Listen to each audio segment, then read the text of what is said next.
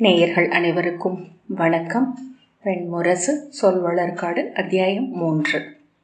இமயத்தின் சரிவில் சவுனி என்னும் பெயர் கொண்ட சிற்றாற்றின் இரு கரைகளிலும் செறிந்திருந்த அடர்காடு சுனகவனம் என்று அழைக்கப்பட்டது.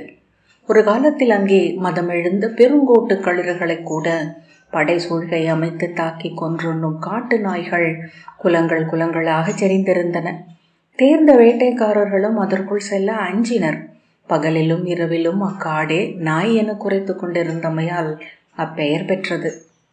கோசல மன்னன் ருருவுக்கும் அரசி பிரமத்வரைக்கும் மைந்தனாக பிறந்த கிருத்சமதன் என்னும் இளவரசன் வேத முனிவனாகும் ஊழ்நெறி கொண்டவன் என்றனர் நிமித்திகர்.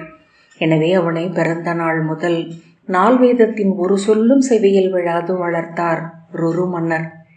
ஐம்புலனுக்கும் இனியவை மட்டுமே அவனுக்கு அளிக்கப்பட்டன. விழைவன அனைத்தும் அருகணைந்தன. புலன்கள் பற்றி எரியும் அணையா விறகு என கிருத்சமதர் அரண்மனையில் 18 வயது வரை வாழ்ந்தார். அழகிய இளவரசர் இருவர் அவருக்கு மனைவியாயினர். பொன்னாலான அரண்மனையில் மென்மயிர் மஞ்சங்களில் அவர்களுடன் காதலாடினார். அணி பூண்டார், ஆடை அணிந்தார், இசை கேட்டார், இனியவற்றை உண்டார். இளமைந்தர் இருவருக்கு தந்தையானார். ஆயினும் ஏதோ எஞ்சியிருந்தது. தன் அமைச்சரிடம், மானுடர் புவியில் இதற்கப்பாலும் அடைவதற்கு என ஏதும் உண்டா அமைச்சரே என்றார். அமைச்சர், புவியில் அடைவதற்கு என பெரிதொன்றுமில்லை என்றார். புவிக்கு அப்பால் என்று கேட்டார். அதை எவர் அறிய முடியும் என்றார் அமைச்சர். ஒவ்வொரு நாளும் கிருத்சமதரின் அமைதியின்மை பெருகி வந்தது. வழி தவறி அலையும் பாலை நிலத்தில் எழுந்த விடாயை எத்தனை முறை எண்ணம் மாற்றினாலும், எவ்வளவு சொல் அள்ளி மூடினாலும் இல்லை என்றாக்கிவிட முடியாது என்று உணரலானார். நான் விழைவது எது என்று மட்டும் அறிந்தேன் என்றால் போதும், இங்கிருந்து அக்கணமே கிளம்பி விடுவேன் என்று தனக்குத்தானே சொல்லிக் கொண்டார். ஒரு நாள் நள்ளிரவில் விழித்து கொண்ட போது தன் கனவுக்குள் புகுந்து ஒலித்த ஒற்றை சொல்லை நினைவு கூர்ந்தார். இருண்ட ஆழத்தில் எதிரொலி தொடரின் 1000வது அலை போல மங்கி ஓய்ந்து கொண்டிருந்த அதை மீட்டி மீட்டி மேலெடுத்தார். அது ஒரு வினா என்று கண்டார். பொருளென திரளாத சொல். அந்த வினாவை மீண்டும் மீண்டும் தன்னுள் கேட்டபடி அமர்ந்திருக்கையில் அப்பால் தோட்டத்தில் அதை பேரொலி என கேட்டார். உடல் அதிர எழுந்து சென்று சாளரத்தருகே நின்று நோக்கினார். அது ஒரு கிழட்டு நாய். பின்னிலவை கண்டு ஒரு பாறை மேல் ஏறி நின்று மூக்கு கூர்ந்த முகத்தை மேல் நோக்கி நீட்டி வாளை கால்கவையில் செருகி அது ஊளையிட்டு கொண்டிருந்தது. அதன் விழிகளை அங்கிருந்தே காண முடிந்தது. அதில் இருந்த களிப்பையும் பித்தையும் கண்டு அவர் நடுங்கினார்.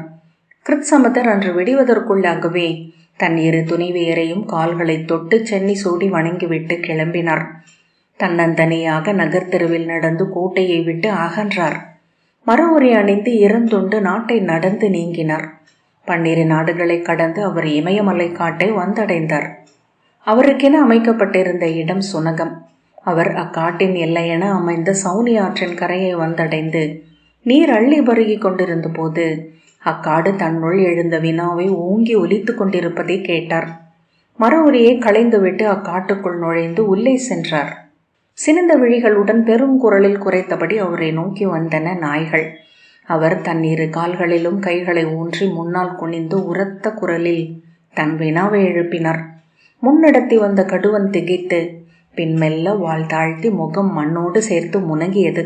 அத்தனை நாய்களும் செவிமடித்து வாள் தாழ்த்தி அவருக்கு முன் மண்டியிட்டன. சுனகத்தில் நுழைந்து தன் குடிலை அமைத்த முதல் முனிவரை பின்னர் அவரை அறிந்தவர்கள் சுனகர் என்று அழைத்தனர். நாய்கள் அவரை தங்கள் தலைவராக ஏற்றுக்கொண்டன. புழுதி அணிந்த வெற்றுடலில் சடைமுடி திகழ அவர் செல்லும் போது அவை பணிந்த ஏவலர் படை போல வாள் தூக்கி செவி மடித்து கூர்முகம் நீட்டி உடன் சென்றன.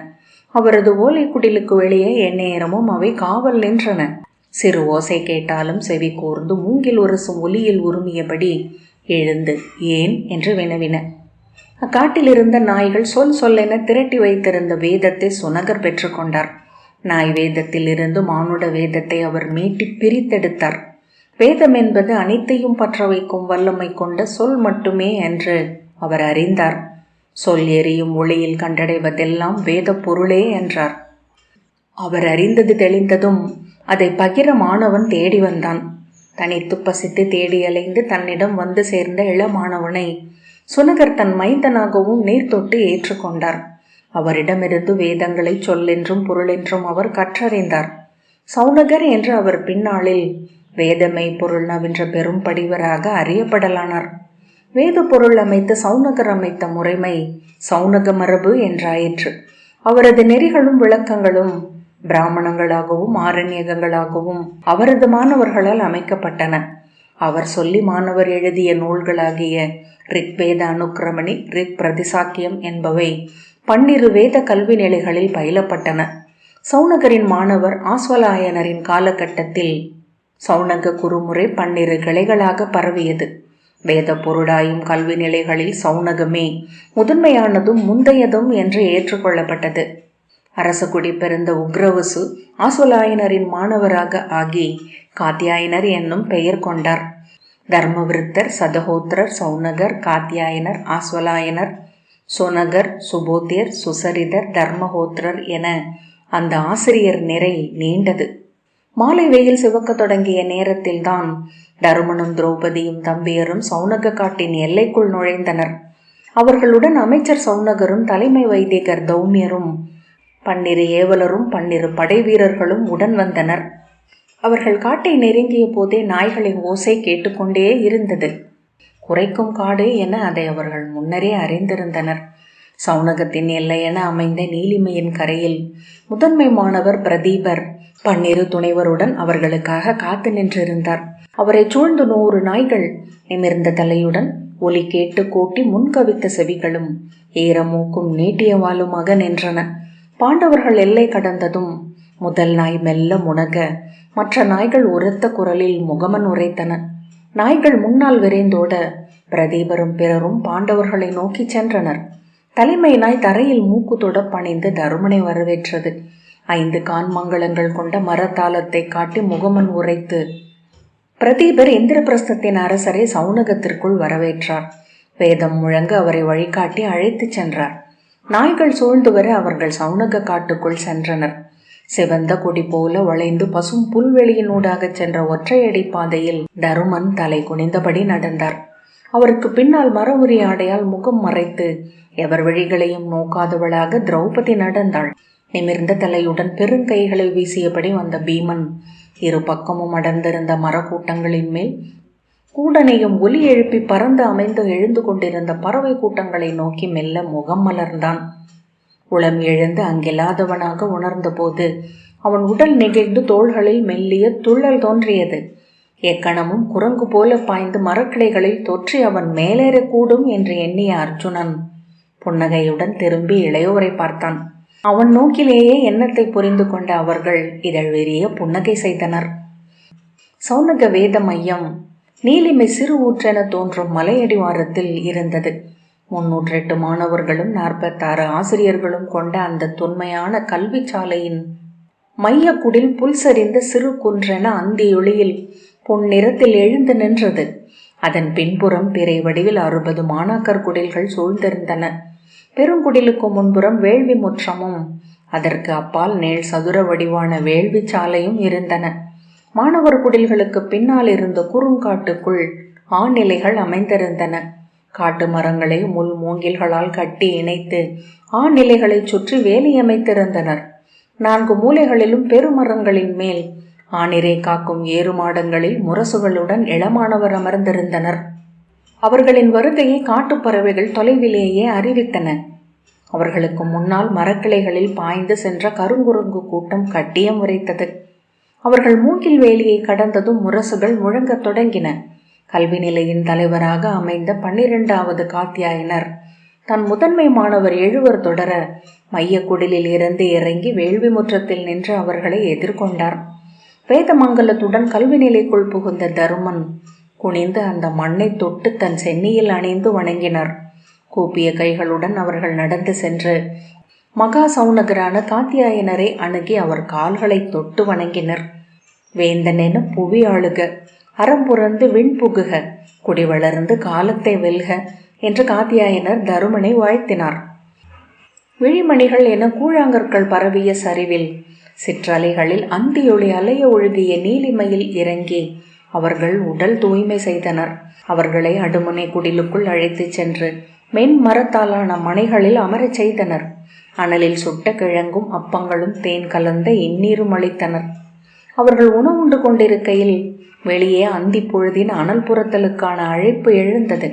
தருமன் எழுந்து சிறு சாளரத்தின் ஊடாக மரவுரை அணிந்த இளமானவர்கள் கைகளில் விறகும் தற்பையும் மலர்களும் தேன் சிமிழ்களும் பார்க்குடங்களும் கொண்டு வேள்வி சாலைக்கு செல்வதை நோக்கி நின்றார். வேதம் முழங்கத் தொடங்கிய போது உடன் வேள்வி சாலைக்கு சுற்றும் கூடியிருந்த பல்லாயிரம் நாய்களும் பெண்ணங்கால்களில் அமர்ந்து முகம் தூக்கி அதே ஒலியை எழுப்பின. மானுட குரல்களுடன் நாய்க்குரல்களும் பழுதர இணைந்த வேதம் வானின் அலையென எழுந்து பரவியது. இளநீல புகை எழுந்து ஈச்சை மர கூரை மேல் தயங்கி பரவியது. அறியாது கைகளை கூப்பினார். அவர் விழிகளில் இருந்து கண்ணீர் வழிய தொடங்கியது.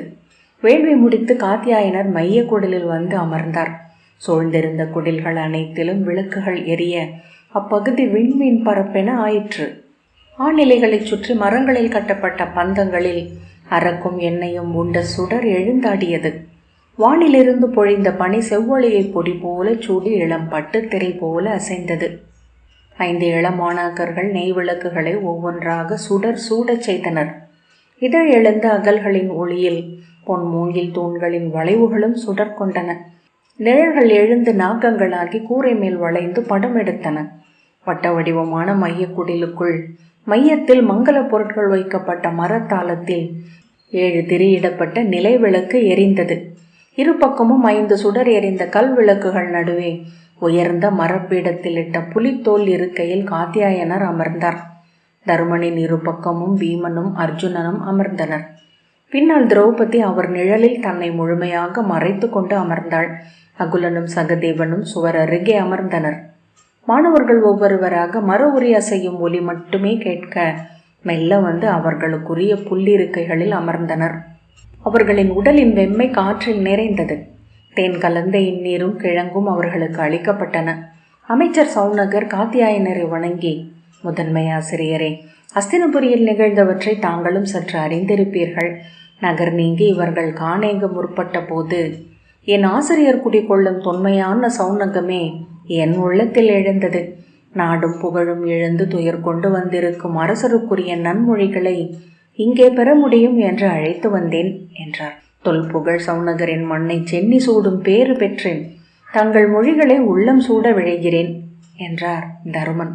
கௌமியர், இதுவும் நல்லுழே என்று நான் அரசரிடம் சொன்னேன். கானகங்களில் மெய்ச்சொற்கள் 100 மேனி தளிர்க்கும் காலம் இது. ஒவ்வொரு கல்வி நிலையிலும் சென்று அறம் கற்று உளம் தேர்ந்து மீண்ட பின்னரே அரசர் விண்ணவர் போற்ற பாரத வருஷத்தை முழுதாள முடியும் என்று மூதாதையர்கள் எண்ணுகிறார்கள் போலும் என்றார்.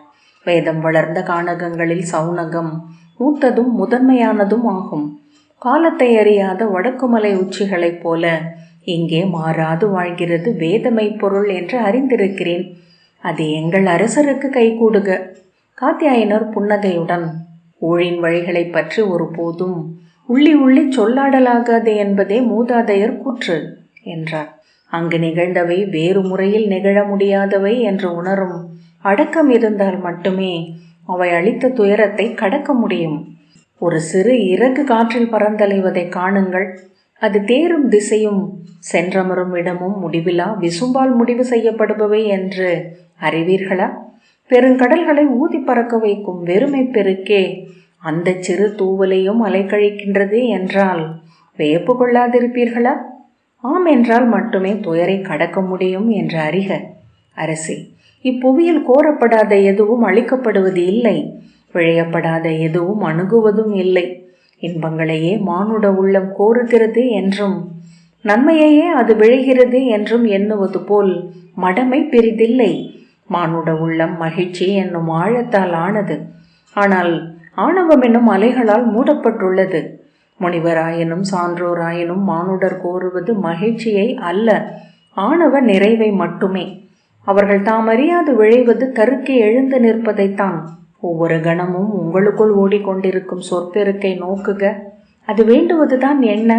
வென்று தருக்க, எழுந்து ஓங்க, நிகரின்றி நிற்க, வெவ்வேறு களங்கள் மட்டுமே அல்லவா? ஆகவே தான் மானுடர் துயரங்களையும் தீமைகளையும் நாடுகிறார்கள். தோல் வல்லமை கொண்ட சூதன் அடங்காத திமிரும் புறவையே நாடுகிறான். துடுப்பு தேர்ந்த குகன் புயல் வர வேண்டும் என்று கோருகிறான். சொல்லறிந்த பாணன் பொருட்சிக்கல் கொண்ட பாடலை விரும்புகிறான் என்று காத்தியாயனர் சொன்னார். யுதிஷ்டரே, நீங்கள் உள்ளாழத்தில் நாடியதையே அடைந்தீர்கள். அரசி திரௌபதி அவள் கோரியதையே பெற்றாள். துயரும் இழிவும் வந்துற்ற அந்த தருணங்களில் உங்களுக்குள் வாழும் அறியா தெய்வம் ஒன்று உவகை கொண்டது அல்லவா? அனைத்தும் நிகழ்ந்தடங்கிய பின்னர் நீங்கள் அறிந்தது ஆழ்ந்த அமைதியைத்தான் அல்லவா? என்றாவது எண்ணி இருக்கிறீர்களா?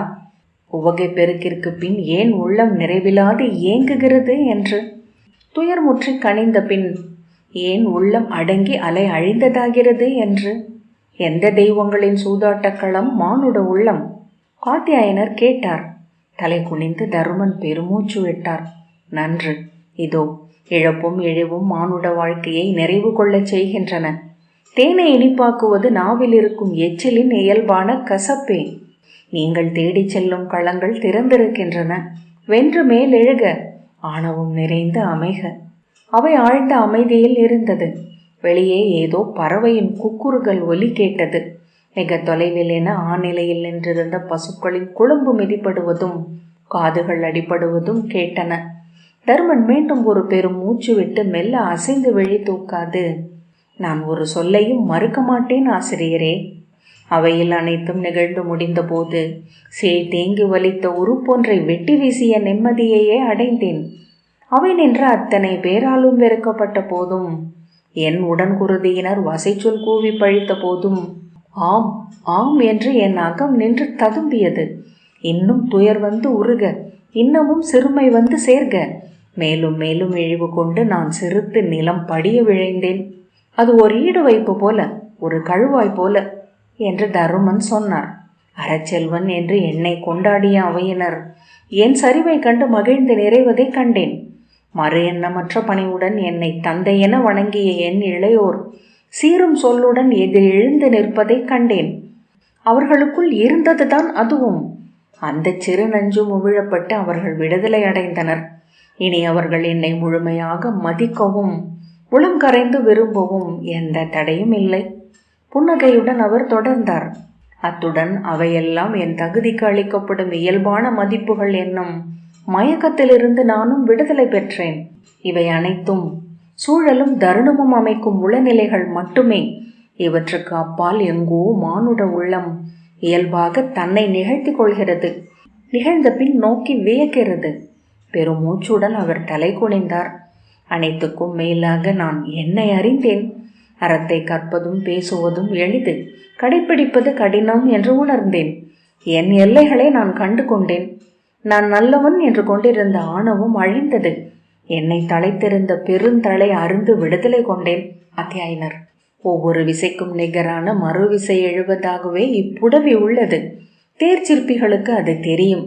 தேர் விரைவு கொள்ளும் தோறும் காற்று கல்லாகிறது என்று ஒரு பழமொழி உண்டு. சிறிய இறகிதழை மெல்ல ஏந்தி அது விழைந்த திசைக்கு கொண்டு சொல்லும் அதே மென் காற்று தான் அதுவும் என்று புன்னகைத்தார். ஒழுக்க நோன்பாளனின் காமம் கடல் வற்றி துளியாவது போல் கடுங்கசப்பு கொள்கிறது. அறத்தில் அமைந்தவனின் ஆணவம் 7 முனையும் கூர்மை பெறுகிறது. 5 வித்து அடங்கியவனில் சினம் அணையா கனல் என காத்திருக்கிறது.